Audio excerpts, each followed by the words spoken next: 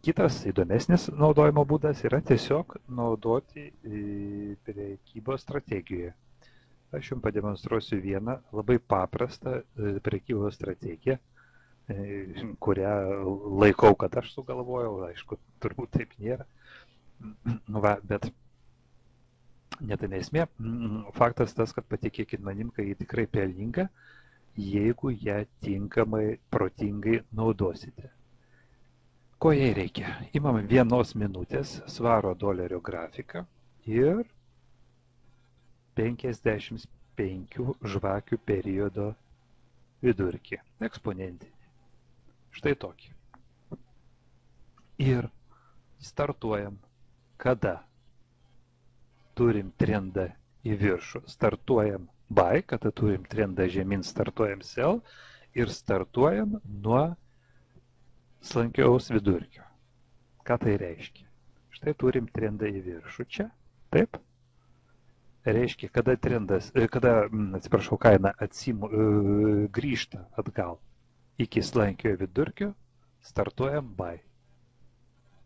Kadangi šio video tikslas yra visiškai ne apie strategijas, apie slankiosius vidurkius, todėl aš jums čia daug ko nepapasakosiu, parodysiu tik patį principą. Gal aš atidėsiu ne liniją, o atidėsiu trumpą liniją. Taip, tai štai, šitoj vietoj, čia aišku net kelis kartus kaina ties to slankiojo vidurkiu pasijudina, taip sakant, kerta į abi pusės. Tačiau mes turim trendą iš apačios į viršų buy ir pirmą kartą kaina paliečia slankųjį vidurkį štai čia. Ir kada grįžta atgal, būtent kada grįžta, ne iš tos pusės startuojam, o iš šitos.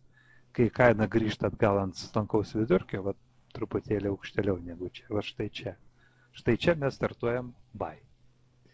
Tai yra perkam. Taip. Dabar, kada trendas yra žemyn, vėlgi va štai trendas yra žemyn, laukiam, kada kaina pasieks mūsų slankųjį vidurkį iš priešingos pusės, tai yra ne iš viršaus, o iš apačios. Štai čia jie pasiekė tą kainą mūsų, reiškia slankų vidurkį, taip, ir čia startuojam sell.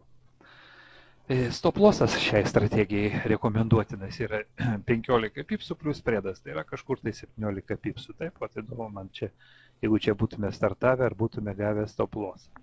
Ne, stop losso nebūtume gavę, aukščiausias pikas 120, tai yra 12 pipsų. Tvarkoj. Taigi turim kol kas, kiek aš čia matau šitoj daly grafiko, 2 įėjimus.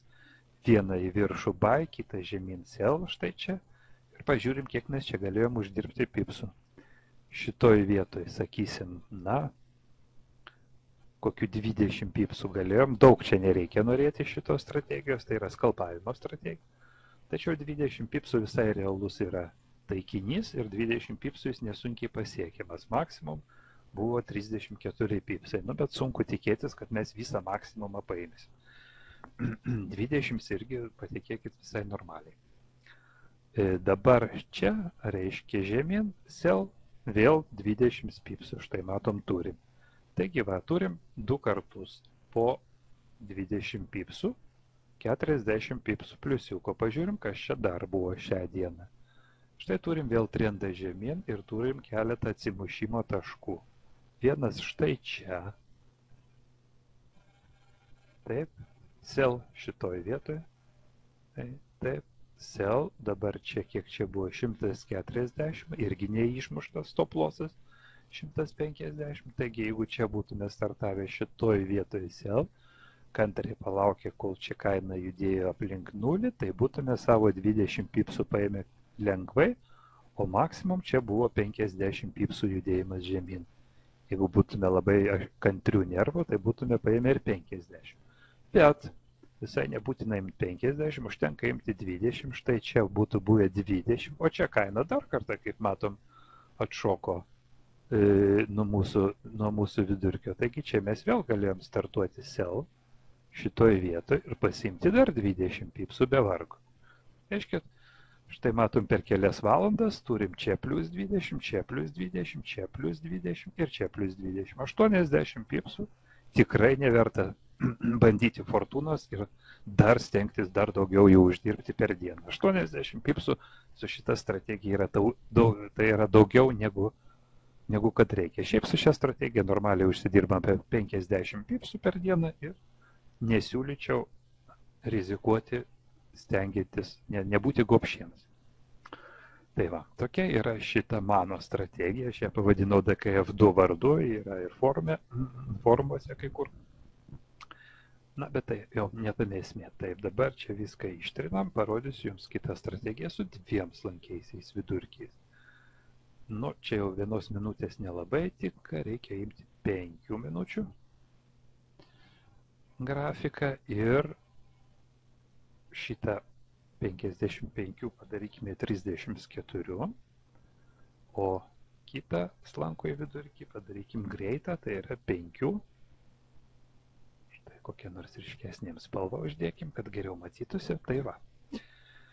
Ši strategija visur yra, visose knygose, visose vadovėliuose. Tai yra labai paprasta strategija. Jeigu greitesnis, 5 žvakių periodo slankusis vidurkis perkerta lėtesnį iš viršaus, startuojam sell. Štai šitoje vietoje startuojam sell. Taip, čia perkirto. Tai vadinasi ant šitos žalios žvakės, gal aš čia praplėsiu, kad geriau matytųsi. Taip. Va. Ant šitos žalios žvakės startuojam sell šitoje vietoje.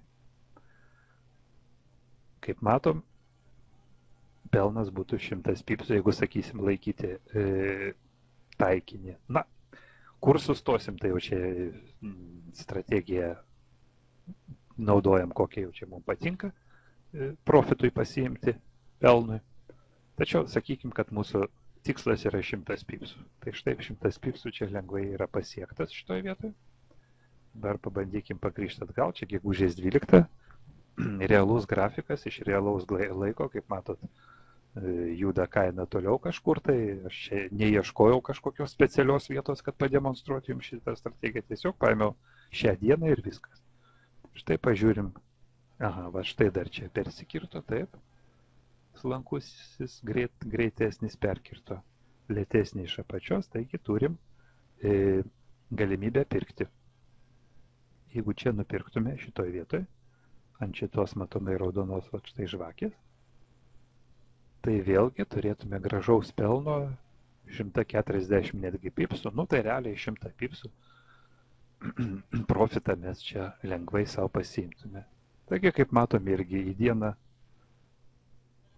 buvo, aišku, ir daugiau čia tų persikirtimų, tačiau vien šitie 2 mums davė 200 pipsų pliusų, ko daugiau bereikia. Tai va. Na, yra ir sudėtingesnių strategijų, su daugiau visokių indikatorių, kur taip pat dalyvauja slankusis vidurkis. Bet manau, ir šitų 2 strategijų užteks, kad pailiustruoti, kaip naudojami vidurkiai. Ir praktiškai galbūt užtenka net ir tų vidurkių, kad sėkmingai prekiauti be jokių kitų indikatorių. Tai tiek.